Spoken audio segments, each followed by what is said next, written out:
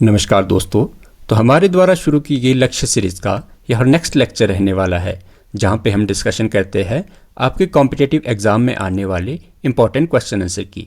ये सीरीज़ आपके सभी कॉम्पिटिटिव एग्ज़ाम, चाहे वो यूपीएससी हो, state public service commission, SSC, railway, यानी हर तरह के कॉम्पिटिटिव एग्ज़ाम को ध्यान में रखते हुए बनाई गई है, जिसमें हम डिस्कशन करेंगे हिस्ट्री, जियोग्राफी, पॉलिटी, इकोनॉमी और स्टैटिक जीके से जुड़े इंपॉर्टेंट क्वेश्चन आंसर की। हर एक प्रश्न आपके एग्जाम पॉइंट ऑफ व्यू से इम्पॉर्टेंट रहने वाला है, क्योंकि हमने ये सीरीज़ पिछले सभी सेंट्रल और स्टेट एग्जाम्स के प्रीवियस ईयर्स क्वेश्चन को ध्यान में रखते हुए बनाई है, जिससे आपके कॉम्पिटिटिव एग्जाम की तैयारी को ज़्यादा इफेक्टिव बनाया जा सके। तो चलिए शुरू करते हैं। जी तो शुरू करते हैं।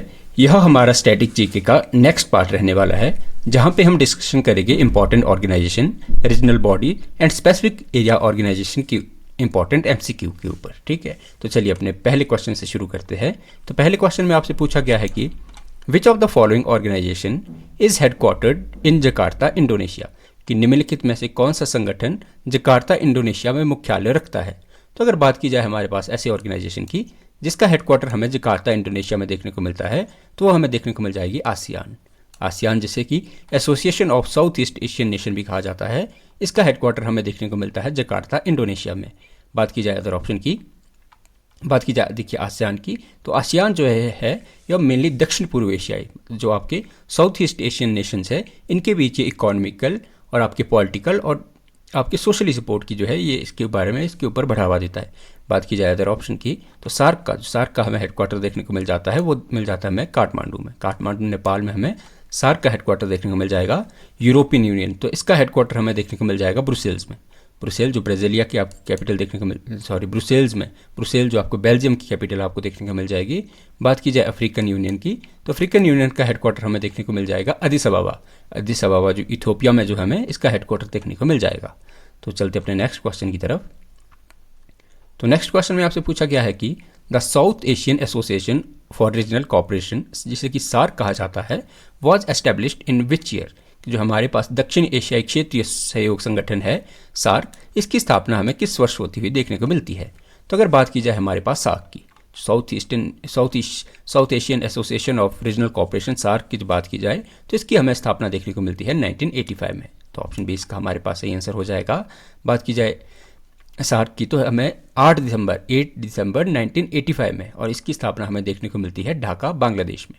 8 दिसंबर 1985 में जो है सार्क की स्थापना हुई थी ढाका, बांग्लादेश में। और ये जो मेनली बात करता है, तो यह संगठन मेनली साउथ एशियाई देशों जैसे, जिसमें कि हमारे पास देखने को मिलते हैं पाकिस्तान, बांग्लादेश, आपके पास श्रीलंका, नेपाल, भूटान, मालदीव और अफगानिस्तान के बीच, तो इसमें जो हमारे पास ये टोटल कंट्रियाँ देखने को मिल जाती है। देखिए आपकी इसकी एक्सप्लेनेशन देख ली जाए, तो सार्क में जो है यह संगठन मेनली दक्षिण एशिया जैसे आपका भारत, पाकिस्तान, बांग्लादेश, श्रीलंका, नेपाल, भूटान और मालदीव और अफगानिस्तान के बीच सहयोग को जो है बढ़ावा देता है। तो ये मेनली सार्क जो है आपके मेनली दक्षिणी एशियाई देशों के लिए जो बनाया गया संगठन है, जिसका हमें देखने को मिल जाता है, इसकी स्थापना हमें देखने को मिलती है 8 दिसंबर 1985 को। तो चलते अपने नेक्स्ट क्वेश्चन की तरफ। तो नेक्स्ट क्वेश्चन में आपसे पूछा गया है कि which of the following is primarily objective of African union, कि हमें निम्नलिखित में से कौन से जो है अफ्रीकन संघ, जिसे कि एयू कहा जाता है, का प्राथमिक उद्देश्य हमें देखने को मिलता है। तो अगर बात की जाए हमारे पास अफ्रीकन यूनियन का हमारा प्राथमिक उद्देश्य हमें देखने को मिल जाएगा, वो देखने को मिल जाएगा foster peace and security in Africa. तो ऑप्शन बी इसका हमारे पास सही आंसर हो जाएगा। देखिए जो अफ्रीकन यूनियन है ये मेनली काम करता है अफ्रीका में मेनली जो एयू है, इसका मुख्य उद्देश्य जो हमें देखने को मिलता है, जो अफ्रीका महाद्वीप में जो शांति और सुरक्षा को बढ़ावा देने के लिए यह काम करता है। तो बात की जाए एयू की, अफ्रीकन यूनियन का, तो इसकी स्थापना हमें देखने को मिलती है ईयर 2002 में। ईयर 2002 में यह स्थापित हुआ था। उस समय जो इसका नाम हमें देखने को मिलता है, वो हमें देखने को मिलता था Organization of African unity, OAU जो है, हमें जो है इसकी पेरेंट ऑर्गेनाइजेशन देखने को मिलती है। और बात की जाए हमारे पास अफ्रीकन यूनियन के हेडक्वार्टर की, तो हमने पहले भी बात की कि इसका हेडक्वार्टर हमें देखने को मिल जाता है अदिस अबाबा में। अदिस अबाबा इथोपिया में जो हमें इसका हेडक्वार्टर देखने को मिल जाता है। तो चलते अपने नेक्स्ट क्वेश्चन की तरफ। तो नेक्स्ट क्वेश्चन में आपसे पूछा गया है कि the European union EU used which currency in most of its member state, कि जो यूरोपियन संघ है जिसे कि EU कहा जाता है, अधिकांश सदस्य देश जो है कौन सी मुद्रा का उपयोग करते हैं। तो अगर बात की जाए हमारे पास यूरोपियन यूनियन की करेंसी की, तो यह मेनली जो यूरोपियन यूनियन की करेंसी हमें मेनली देखने को मिलती है, तो वह हमें देखने को मिलती है यूरो। तो ऑप्शन बी इसका हमारे पास सही आंसर हो जाएगा। यूरोपियन यूनियन में आज के समय हमें जो है 27 देशों में जो है 27 देशों में से मतलब अधिकांश मतलब 19 कंट्री हमें ऐसी देखने को मिल जाएगी जिनकी करेंसी हमें यूरो देखने को मिल जाती है। ठीक है, तो ये बात की जाए अगर इस मुद्रा की शुरुआत अगर की यूरो की शुरुआत है इन्होंने 1999 से जो है करना शुरू कर दी थी। चलते अपने नेक्स्ट क्वेश्चन की तरफ। तो नेक्स्ट क्वेश्चन में आपसे पूछा गया है कि which organization facilitate international police cooperation and is headquarter in Lyon France, कि कौन सा संगठन हमें अंतर्राष्ट्रीय पुलिस सहयोग को बढ़ावा देता है और इसका मुख्यालय हमें लियोन फ्रांस में देखने को मिलता है। तो अगर बात की जाए हमारे पास ऐसी ऑर्गेनाइजेशन की जो कि इंटरनेशनल पुलिस ऑर्गेनाइजेशन हमें देखने को मिलती है, तो हमें देखने को मिल जाती है इंटरपोल। तो ऑप्शन बी इसका हमारे पास सही आंसर हो जाएगा। बात की जाए इंटरपोल की, जिसे कि इंटरनेशनल क्रिमिनल पुलिस ऑर्गेनाइजेशन भी कहा जाता है, तो इसको जो है ये आपसी जो जितनी भी कंट्री है उनकी पुलिस जो है यह एक मंच पे लाकर जो इनको खड़ा कर देती है। अगर बात की जाए इसके हेडक्वार्टर की, तो आप इंटरपोल का हेडक्वार्टर याद रखिए, वो हमें देखने को मिलता है लियोन फ्रांस में। ठीक है, बात की जाए इसमें हमें जो है 195 कंट्री जो इसकी मेंबर है उसकी पुलिस जो है इसमें हमें काम करती हुई दिखाई देती है। तो चलते अपने नेक्स्ट क्वेश्चन की तरफ। तो नेक्स्ट क्वेश्चन में आपसे पूछा गया है कि the international atomic energy agency, जिसे कहा जाता है IAEA, ठीक है, is associated with which of the following, कि अंतर्राष्ट्रीय परमाणु ऊर्जा एजेंसी जिसे कि IAEA कहा जाता है निम्नलिखित में से किससे संबंधित है। तो अगर बात की जाए हमारे पास इंटरनेशनल एटॉमिक एनर्जी एजेंसी की, तो यह हमें देखने को मिल जाती है related nuclear technology and safety से। न्यूक्लियर टेक्नोलॉजी और सेफ्टी से रिलेटेड हमें IAEA बॉडी देखने को मिल जाती है, जिसका मेन काम क्या होता है, तो इसका मेन वर्क होता है कि जो आपके जितने भी परमाणु प्रौद्योगिकी के शांतिपूर्ण उपयोग को बढ़ावा देना है, इसका मेनली काम रहता है। की जाए यह मेनली वर्क करता है जितने भी आपके न्यूक्लियर वेपन जो है उनको जो है बैन करने का काम मेनली जो है IAEA ही करता है। बात की जाए इसके हेडक्वार्टर की, तो इंटरनेशनल एटॉमिक एनर्जी एजेंसी का हमें हेडक्वार्टर देखने को मिल जाता है वियना ऑस्ट्रिया में। वियना जो है ऑस्ट्रिया की कैपिटल वियना में हमें इंटरनेशनल एटॉमिक एनर्जी एजेंसी का जो है हेडक्वार्टर देखने को मिल जाता है। तो चलते अपने नेक्स्ट क्वेश्चन की तरफ। तो नेक्स्ट क्वेश्चन में आपसे पूछा गया है कि which of the following countries is not a member of ASEAN, कि निम्नलिखित में से कौन सा देश आसियान का सदस्य नहीं है। तो अगर बात की जाए हमारे पास आसियान के सदस्य देशों की, तो आसियान में हमें टोटल 10 मेंबर कंट्री जो है देखने को मिल जाती है। बात की जाए तो इनमें से हमारे पास इसमें ऑप्शन आ जाएगा हमारे पास थाईलैंड हमारे पास आसियान का हमें मेंबर देखने को मिलता है, वियतनाम हमें आसियान का मेंबर देखने को मिल जाएगा, मलेशिया हमें आसियान का मेंबर देखने को मिल जाएगा, लेकिन इंडिया जो है आसियान का हमें मेंबर नहीं देखने को मिलता।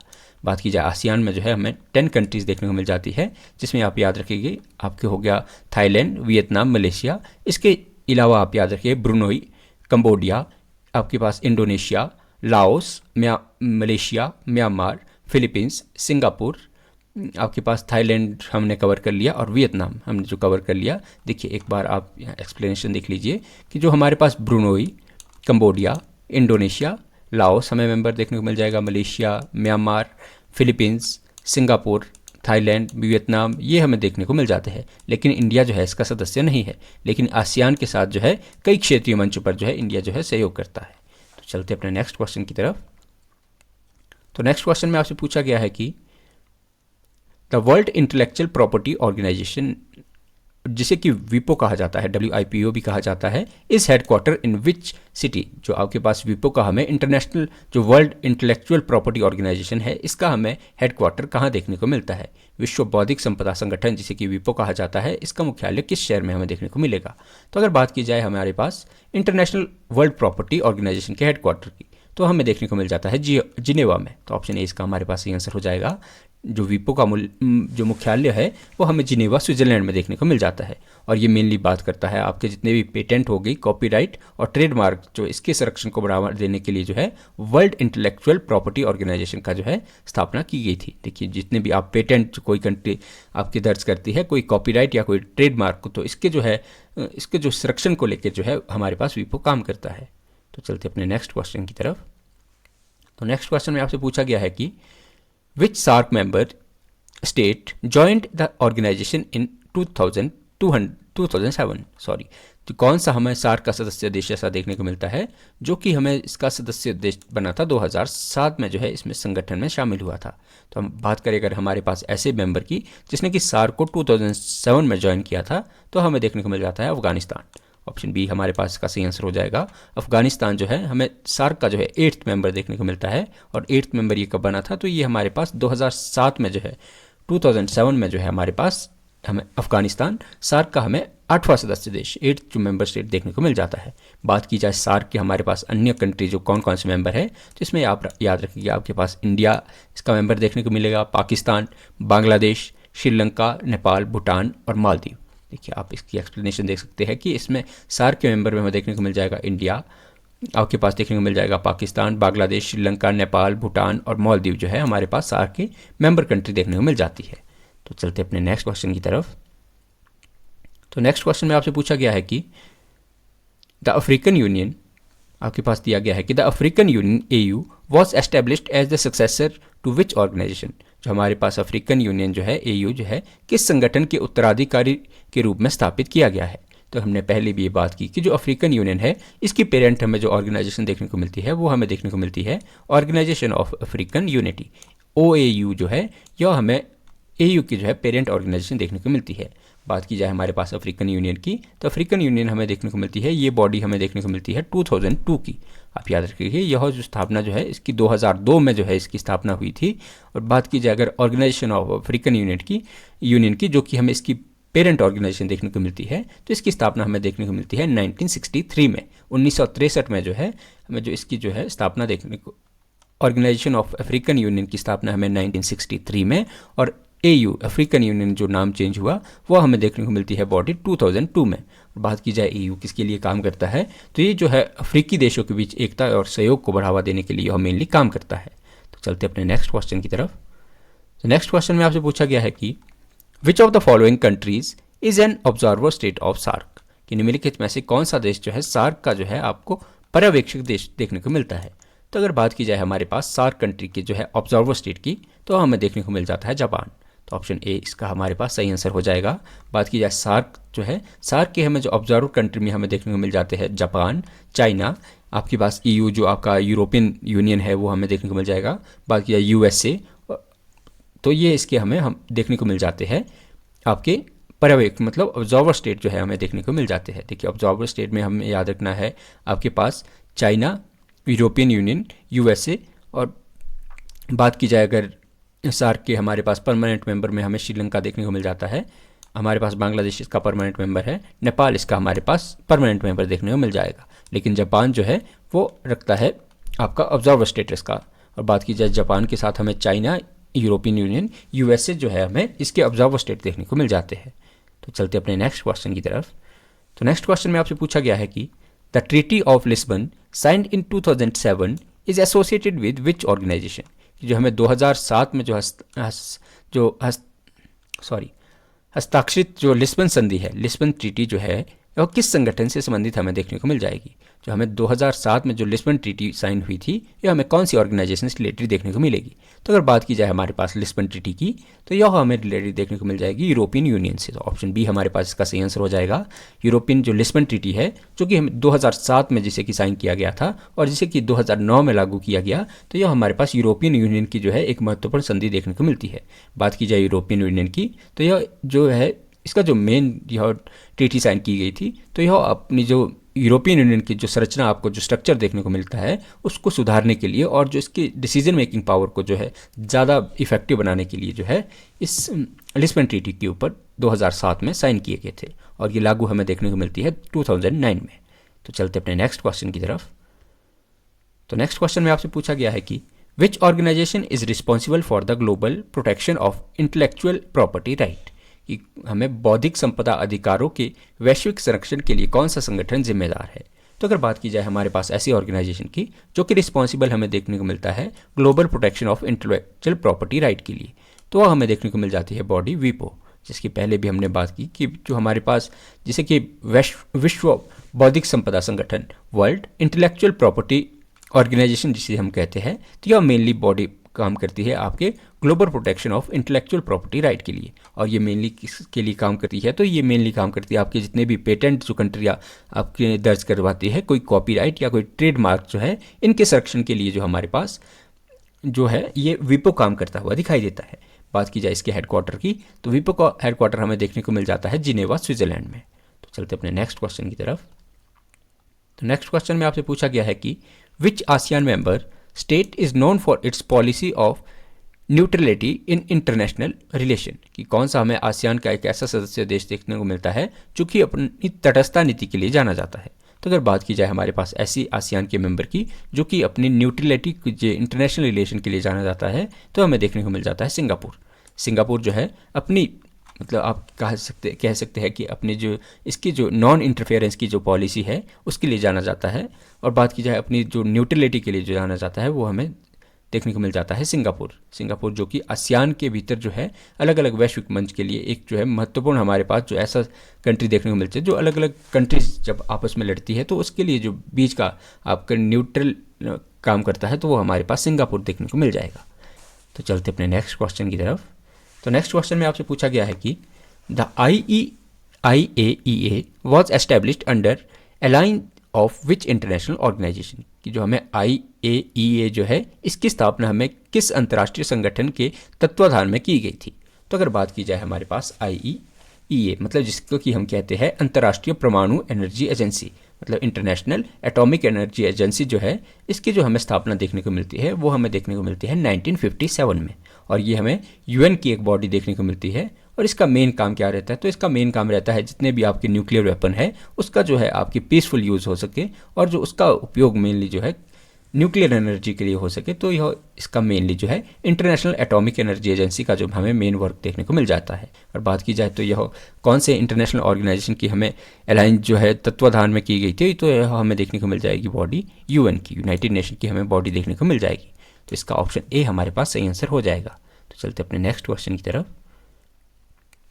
तो नेक्स्ट क्वेश्चन में आपसे पूछा गया है कि which of the following is not a founding member of SAARC, कि निम्नलिखित में से कौन सा जो है हमें सार्क का संस्थापक सदस्य नहीं है। तो अगर बात की जाए हमारे पास सार्क की स्थापना की, तो सार्क की जो हमारे पास स्थापना हमें देखने को मिलती है वो हमें देखने को मिलती है 1985 में। 1985 आप याद रखिए, 1985 में जो है हमें सार्क की स्थापना देखने को मिलती है। और बात स्थापना और ये हुई थी हमारे पास जिस उसमें जो इसके फाउंडर मेंबर जो है हमें देखने को मिल जाते हैं, वो हमें मिल जाता है आपके पास इंडिया, आपके पास पाकिस्तान इसका फाउंडिंग मेंबर है। बात की जाए श्रीलंका, इसका हमें फाउंडिंग मेंबर देखने को मिलता है। इसके अलावा आप याद रखिए नेपाल, भूटान और मालदीव, जो इन देशों द्वारा आपके जितने भी देश हैं इनके द्वारा जो है ये सार्क की हमें सदस्य देखने को मिल जाते हैं। ये टोटल 7 कंट्री हमें मेनली सार्क के फाउंडिंग मेंबर के रूप में देखने को मिलती है। बात की जाए अफगानिस्तान, तो यह हमें इसका फाउंडिंग मेंबर नहीं देखने को मिलता, क्योंकि इसने जो है 2008 में जो है 2008 या 2007 में आप याद रख सकते हैं, 2007 में जो है इसने जो है सार्क को ज्वाइन किया था। तो इसका सही आंसर हमें ऑप्शन सी इसका हमारे पास सही आंसर हो जाएगा। देखिए बात की जाए सार्क की स्थापना की, तो सार्क की स्थापना हमें 1985 में 7 देशों, जिसमें कि हमारे पास भारत, पाकिस्तान, आपके पास बांग्लादेश, श्रीलंका, नेपाल, भूटान और मालदीव द्वारा की गई थी। अफगानिस्तान जो है 2007 में इसका सदस्य बना था। तो चलते अपने नेक्स्ट क्वेश्चन की तरफ। तो नेक्स्ट क्वेश्चन में आपसे पूछा गया है कि the african union agenda 2063 is primarily focus on which of the following, जो आपके पास अफ्रीकन संघ एजेंडा है 2063 का, यह मुख्य रूप से निम्नलिखित पर केंद्रित है। तो अगर बात की जाए हमारे पास अफ्रीकन संघ और अफ्रीकन यूनियन एजेंडा 2063 की, तो यह मेनली बात करता है आपका सस्टेनेबल डेवलपमेंट एंड इंटीग्रेशन के ऊपर। तो ऑप्शन ए हमारा इसका सही आंसर हो जाएगा। देखिए ये हमारे पास सस्टेनेबल डेवलपमेंट और इंटीग्रेशन के ऊपर जो है यूरोपियन अफ्रीकन यूनियन का एजेंडा जो है 2063 देखने को मिल जाता है, जिसमें आपका मेनली जो है जितने भी आपके सस्टेनेबल डेवलपमेंट के ऊपर और मेनली जो ये बात करता है, तो इकोनॉमिक अगर यूनिटी को लेके और आपके पॉलिटिकल और सोशली जो है आपको इंटीग्रेशन के ऊपर मेनली यह बात करता हुआ दिखाई देता है। चलते अपने नेक्स्ट क्वेश्चन की तरफ। नेक्स्ट क्वेश्चन में आपसे पूछा गया है कि Interpol red notice is issued for what purpose, जो हमारे पास जो इंटरपोल का जो रेड नोटिस है वो किस उद्देश्य के लिए जारी किया जाता है। तो अगर बात की जाए जो इंटरपोल का रेड नोटिस की, तो यह मेनली बात करता है टू अरेस्ट फ्यूजिटिव। देखिए इंटरपोल का हमें अलग अलग प्रकार के इंटरपोल में जो है हमें नोटिस देखने को मिलते हैं। जब बात की है इसके जो है रेड नोटिस की, तो यह उन व्यक्तियों के लिए यूज़ किया जाता है जो कि अपने कंट्री से जो है मतलब पैसा लेके भाग गए हैं। जैसे आपने नीरव मोदी का नाम सुना होगा, मतलब अलग अलग जैसे जो हमारे पास ऐसे जिनने की यहाँ कंट्री एक कंट्री से जिन्होंने लोन उठाया और किसी अलग कंट्री में भाग गए, जैसे कि आप अंतर्राष्ट्रीय मतलब ऐसे भगौड़े जिन उनको गिरफ्तार करने के लिए जो है रेड नोटिस जारी किया जाता है। ठीक है, तो चलते अपने नेक्स्ट क्वेश्चन की तरफ। तो नेक्स्ट क्वेश्चन में आपसे पूछा गया है कि आपके पास which of the following countries is not a member of European Union, कि आपके पास निम्नलिखित में से कौन सा देश जो है आपको यूरोपियन यूनियन का संघ सदस्य देश जो है नहीं देखने को मिलता। तो अगर बात की जाए जर्मनी हमें जो है जो आपको यूरोपियन यूनियन की कंट्री देखने को मेंबर कंट्री देखने को मिल जाएगी। बात की जाए नॉर्वे भी हमें इसकी मेंबर देखने को मिल जाएगी। और बात की जाए फ्रांस की, सॉरी आपके पास नॉर्वे जो है इसका हमारे पास नॉर्वे जो है इसकी मेंबर कंट्री नहीं है। बाकी हमारे पास फ्रांस और इटली और जर्मनी ये तीनों की तीनों जो है हमें इसकी मेंबर कंट्री देखने को मिल जाएगी। बात की जाए तो हमारे पास नॉर्वे हमारे पास ऐसी कंट्री है जो हमारे पास यूरोपियन यूनियन का मेंबर नहीं देखने को मिलती। ठीक है, बाकी बात की जाए अगर बात की जाए हमारे पास जिसका नाम आपके पास याद रखिए आप EEA मतलब जिसमें यूरोपियन इकोनॉमिक जो एरिया जो है इसका हमें देखने को सदस्य जो है नॉर्वे भी हमें इसका सदस्य देखने को मिल जाएगा। बात की जाए EU के जो पूर्ण सदस्य हमें देखने को मिल जाएंगे, इसमें जर्मनी, फ्रांस और इटली यह हमें आप इसके फुल टाइम मेंबर देखने को मिल जाते हैं। तो चलते अपने नेक्स्ट क्वेश्चन की तरफ। तो नेक्स्ट क्वेश्चन में आपसे पूछा गया है कि which organization administer the patent cooperation treaty, कि कौन सा जो संगठन है वो पेटेंट सहयोग ट्रीटी जिसे कि PCT कहा जाता है का प्रशासन करता है।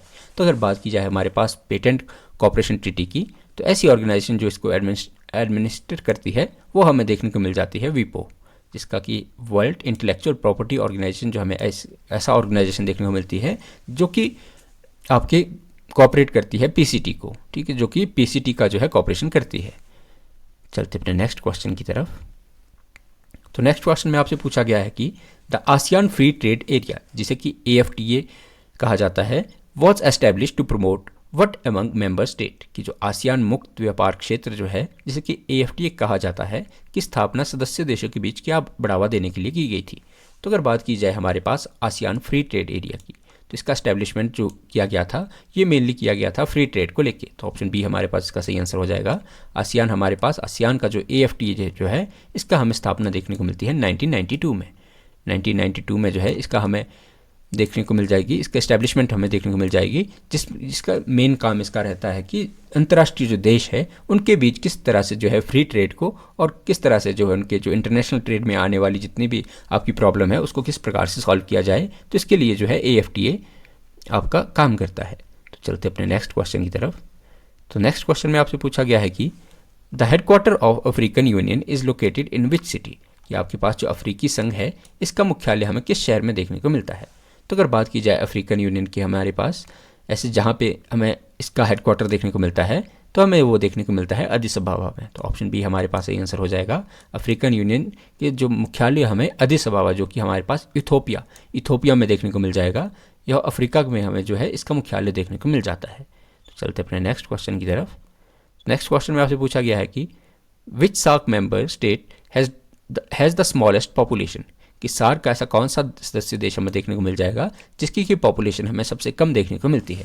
तो बात की जाए अगर ऐसे सार्क के मेंबर की जिसकी पॉपुलेशन हमें कम देखने को मिलती है और सबसे कम देखने को मिलती है वो हमारे पास हो जाएगा मालदीव।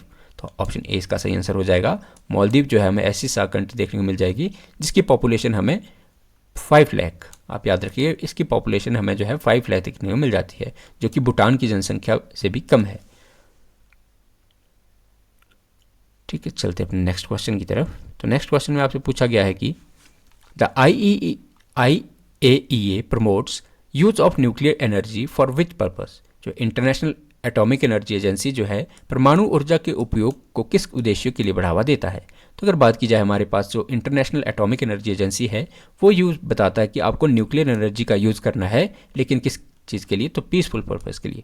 पीसफुल पर्पज़ से आपका क्या मतलब हो जाएगा, पीसफुल पर्पज़ मतलब आप एनर्जी जनरेशन के लिए जो आप यूज़ कर सकते हैं न्यूक्लियर वेपन्स का, न्यूक्लियर एनर्जी का जो है आप यूज़ कर सकते हैं अपनी एनर्जी की नीड को फुलफ़िल करने के लिए, जिसमें कि आप क्या जाता है कि ये बताता है कि किस प्रकार से जो है हम जैसे यूरेनियम जैसी हमारी चीज़ें हमारे पास न्यूक्लियर वेपन हमें देखने को मिल जाएगी, न्यूक्लियर हमें ईंधन देखने को मिल जाता है जिसका उपयोग होता है आपके इलेक्ट्रिसिटी जनरेशन में, या आपका जो यूज़ होता है इनका जो है अलग अलग फील्ड में, जैसे आप मेडिकल की फील्ड में जो है हमारे यूज़ होता है न्यूक्लियर मेटल्स का। और इस तो ये बात करता है कि जो इनका प्रयोग है मेनली वो वेपन बनाने के अलावा जो है आपकी शांति के लिए जितने काम किए जा सकते हैं उनके लिए होना चाहिए। तो चलते अपने नेक्स्ट क्वेश्चन की तरफ और आज की हमारी सीरीज़ के लास्ट क्वेश्चन की तरफ। तो आपसे पूछा गया है कि which organization coordinate the Berne convention for the protection of literacy and artistic work, कि साहित्यिक और कलात्मक कार्यों के संरक्षण के लिए बर्न सम्मेलन का समन्वय कौन सा संगठन करता है। तो अगर बात की जाए कि हमें एक ऐसा संगठन देखने को मिलता है जो कि बर्न कन्वेंशन का जो है कोऑर्डिनेट करता है, और ये हमारे पास देखने को मिलता है आपके लिटरली और आपके जितने भी आपके आर्टिस्टिक वर्क है उसको प्रमोट करने के लिए या उसके प्रोटेक्शन के लिए, तो वह हमें देखने को मिल जाता है विपो। तो ऑप्शन बी हमारे पास इसका सही आंसर हो जाएगा। विपो जो है जिसका कि बर्न सम्मेलन हमें देखने को मिलता है 1986 में, 1986 में जो हमें देखने को मिल जाएगा, जो कि मेनली काम करता है आपके जितने भी आपके लिटरली वर्क है और आर्टिस्टिक वर्क है उनके प्रोटेक्शन के लिए, जो मेनली हमें काम करता दिखाई देता है। तो आशा करते हैं कि आज की हमारी सीरीज़ आपको पसंद आई होगी। तो ऐसे ही वैल्यूबल क्वेश्चन के लिए आप हमारे चैनल के साथ जुड़कर हमारी मोटिवेशन बढ़ा सकते हैं। बहुत बहुत धन्यवाद।